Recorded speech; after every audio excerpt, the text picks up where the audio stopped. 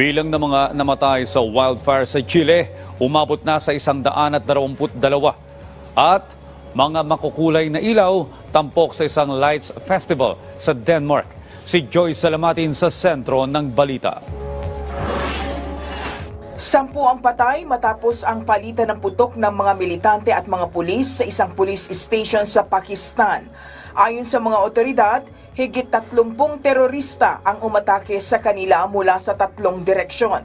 Ang nasabing pag-atake ay nangyari ilang araw bago ang general election sa nasabing bansa.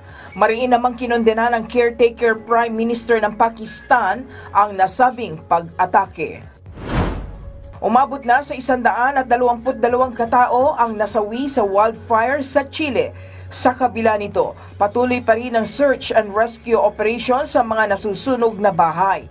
Ayon kay Chile President Gabriel Boric, karamihan sa mga natupok ng apoy ay ang mga bahay sa Vina del Mar o mga nasa tabing dagat. Putol na ang kuryente sa rehiyon at limitado na lang ang supply ng tubig. Gumamit na ang mga otoridad ng helicopter at mga eroplano para apulahin ang wildfire. Sa Denmark, sinimulan ng sindihan ang mga makukulay na ilaw para sa Copenhagen Light Festival. Tampok sa nasabing festival ang nasa 50 light-based works mula sa mga kilala at mga sumisikat na mga light artist at designer.